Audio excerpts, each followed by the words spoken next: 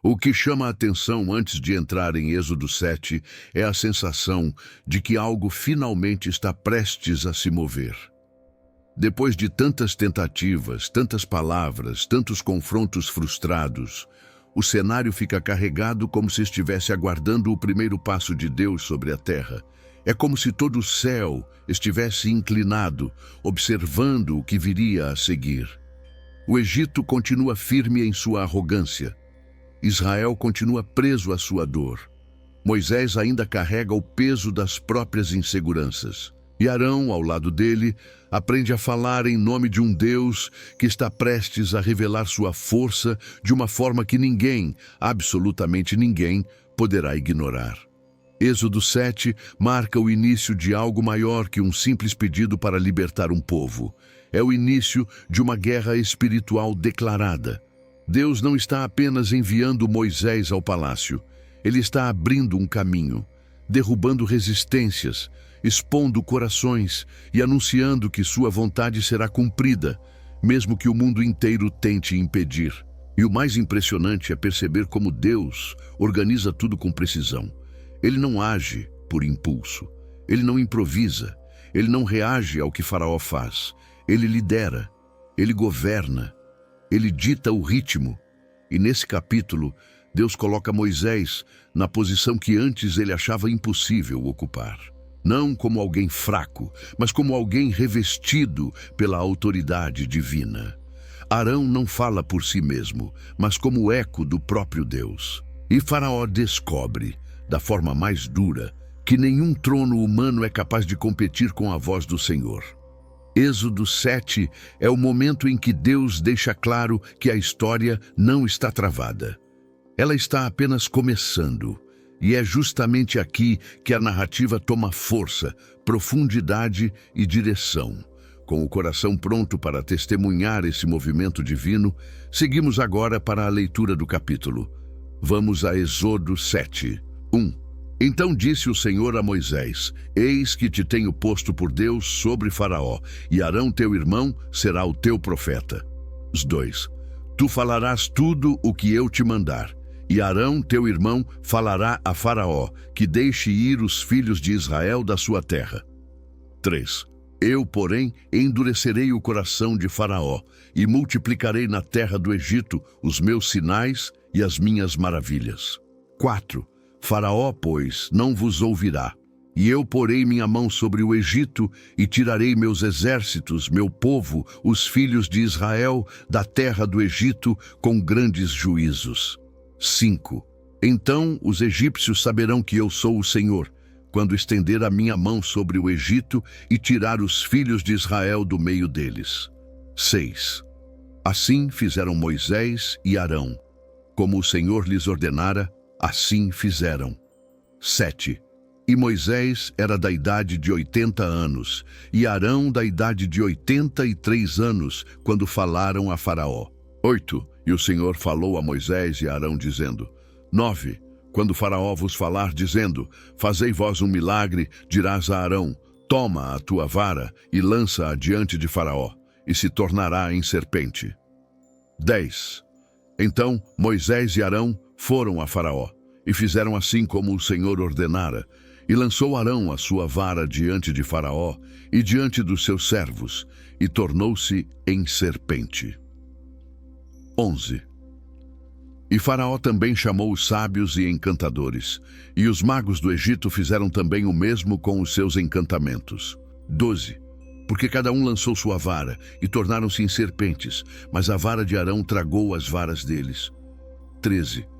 Porém o coração de Faraó se endureceu e não os ouviu como o Senhor tinha falado. 14.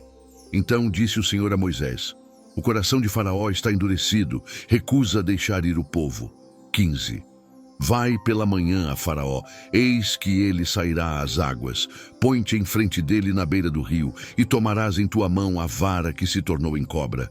16. E lhe dirás: O Senhor Deus dos Hebreus me tem enviado a ti, dizendo: Deixa ir o meu povo, para que me sirva no deserto. Porém, eis que até agora não tens ouvido.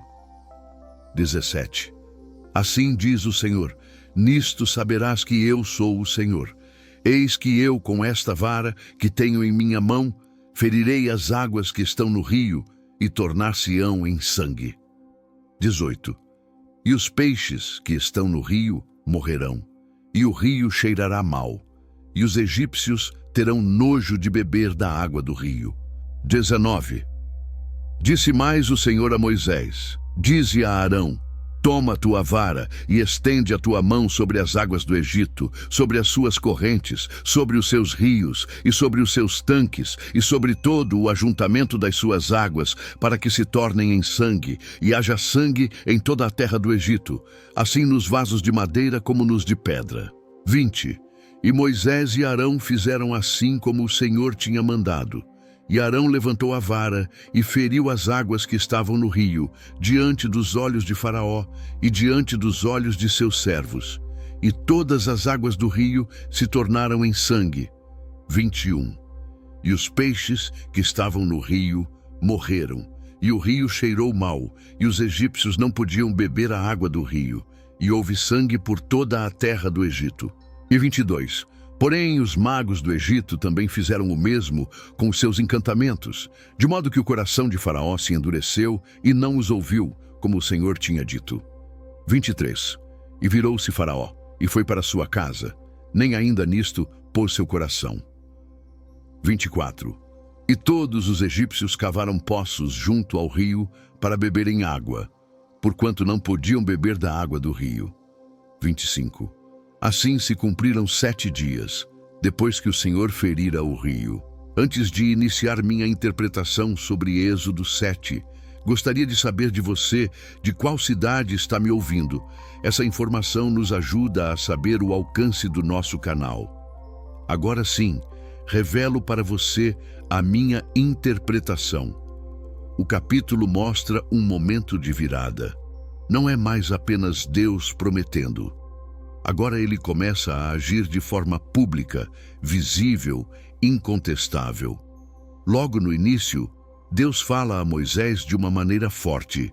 Ele o coloca como Deus diante de Faraó e Arão como seu profeta. Isso não quer dizer que Moisés se torna divino, mas que ele será o representante da autoridade de Deus diante do rei do Egito. É como se Deus estivesse dizendo: você não vai falar por você mesmo. Você vai ser o canal da minha vontade diante dele. Moisés recebe a missão, falar tudo o que Deus ordenar, e Arão se torna a voz que leva essas palavras ao palácio. Ao mesmo tempo, Deus já adianta que Faraó não vai ceder facilmente. Ele diz que endurecerá o coração do rei e que, por causa disso, muitos sinais e maravilhas serão manifestos no Egito. Não é uma surpresa, não é um imprevisto. A resistência de Faraó faz parte do cenário que Deus usará para mostrar quem ele é. Moisés e Arão obedecem. O texto lembra a idade dos dois, Moisés com 80 anos e Arão com 83. A libertação não começa com homens jovens, fortes e cheios de energia. Começa com homens guiados por Deus, independentemente da idade. Deus então dá instruções claras. Quando Faraó pedir um milagre, Arão deveria lançar a vara diante dele, e ela se tornaria uma serpente. Eles vão, obedecem, e o sinal acontece exatamente como Deus disse. A vara de Arão vira serpente diante de Faraó e de seus servos, mas o rei chama os magos e eles, com seus encantamentos, imitam o sinal. As varas deles também se tornam serpentes. Então vem um detalhe impressionante. A vara de Arão engole as varas deles. Deus deixa claro que mesmo quando o inimigo tenta imitar, nunca poderá superar o que vem das mãos dele. A aparência pode ser parecida, mas o poder não é o mesmo. Ainda assim, o coração de Faraó permanece duro. Ele vê, mas não se rende. Ele presencia o sinal, mas não se curva. Então Deus dá uma nova ordem a Moisés: ir até Faraó às margens do rio Nilo, com a vara na mão, e confrontá-lo novamente. Deixa ir o meu povo, para que me sirva no deserto.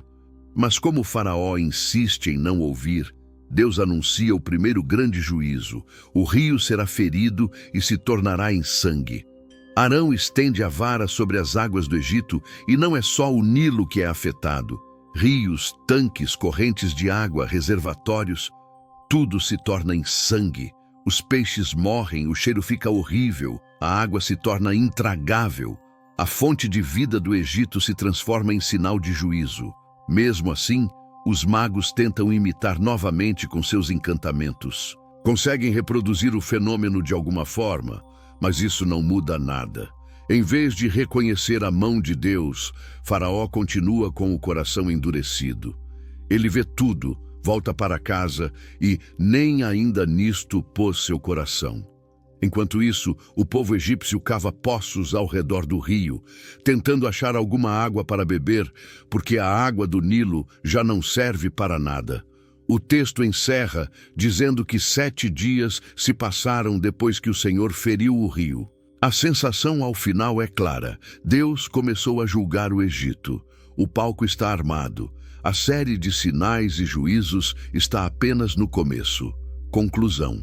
O que esse capítulo desperta dentro de mim é uma percepção muito clara. Deus não é espectador da história. Ele é o Senhor da história. Aqui fica nítido que ele sabe como está o coração de Faraó. Ele sabe até onde a resistência vai.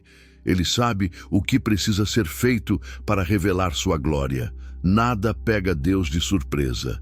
Nem a teimosia de um rei, nem a imitação dos magos, nem a incredulidade de quem vê o milagre, mas escolhe não mudar. Também chama a atenção o fato de que Deus escolhe usar Moisés e Arão exatamente como são. Com idade avançada, com história complicada, com passado marcado por medos e falhas. E mesmo assim, ele os coloca na linha de frente. Percebe-se que a luta não é só externa contra Faraó, é também interna, contra a dúvida, contra o medo, contra a sensação de ser pequeno demais diante de algo tão grande. Mas Deus não recua por causa disso. Ele continua guiando passo a passo. Ele diz o que falar, o que fazer, quando ir, como agir. Também fica claro que nem todo sinal convence quem escolhe endurecer o coração. Os magos imitam, Faraó resiste, a dor aumenta, e mesmo assim, ele não se dobra. A mão de Deus tem propósitos que vão além do que se pode ver na hora. Enquanto Faraó acha que está no controle, Deus está usando cada reação dele para revelar sua justiça e seu poder, não só a Israel, mas também aos egípcios. No fim, Êxodo 7 lembra que Deus não disputa com o inimigo, ele domina. Deus não é ameaçado pela resistência. Ele a transforma em palco para sua glória. Deus não está calado, ele está agindo, mesmo quando o processo parece lento ou difícil de entender. Esse capítulo é o início visível da libertação, mas também é um alerta espiritual. Existe um tempo em que Deus fala com palavras, e existe um tempo em que Deus fala com sinais. E aqui, em Êxodo 7, os sinais começaram. Antes de ir embora, gostaria que você comentasse o que mais te chamou a atenção no Êxodo 7.